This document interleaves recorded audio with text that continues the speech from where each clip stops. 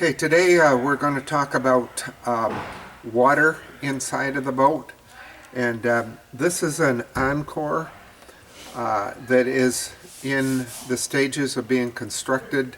Obviously the drive units are installed in it, and the drive shafts are in there, but there's no floorboards and of course no seats in there yet.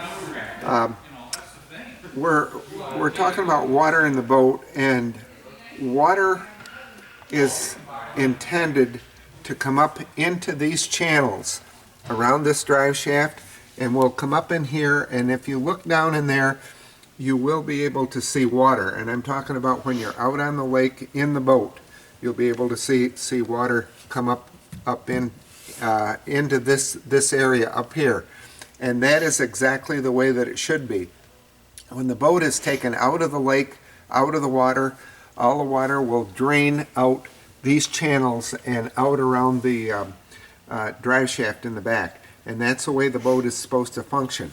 On the other hand, between the floor here and the bottom of the hull, water can get in between there. And that is a concern unless it's only a small amount of water.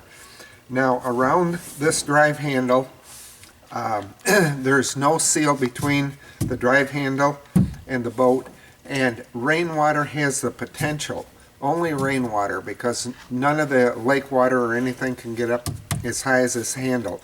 But an incidental amount of rainwater can get around this handle and get down into the in between the floors I'm talking about here and the hull of the boat.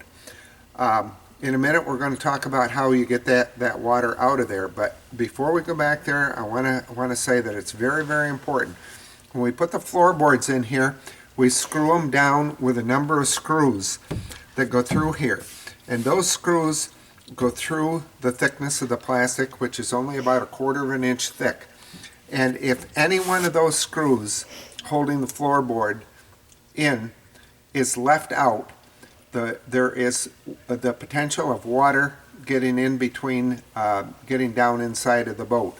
Also, another place, if any of these retainers, spoke knobs as we call it, holding the drive units in there, if they are left out, it isn't probable water will get in between the in where I was talking about, inside of the boat.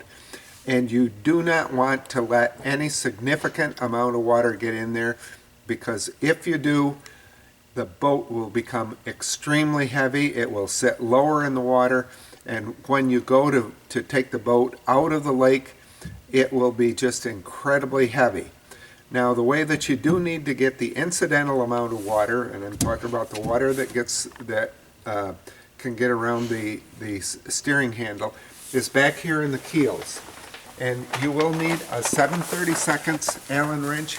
I have a screwdriver type of Allen wrench, and that on the Encore here, this is a drain out plug right here, and you will need a 7/32 Allen wrench, as I said. You take this screw out of here, as I'm doing right here now, and the water will come out of there. But as you can see, that's a very small hole, and if there's a lot of water in here, it will take a long time for all that water to get out. So just make sure that if you take anything out of the boat, like the drive unit or the floorboards, that all of the screws get put back in. Now there's also a drain hole just exactly like this in the Sprite boat. There's only one drain hole, and that's in the center keel. There's only one small keel in the Sprite boat, and that's also right there at that particular position. This screw-in plug that we're talking about here has a rubber O-ring around it, and it does not need to be tightened really tight. If you do, you'll just squish the rubber O-ring, and eventually that'll break, which you don't want to happen. So that's it.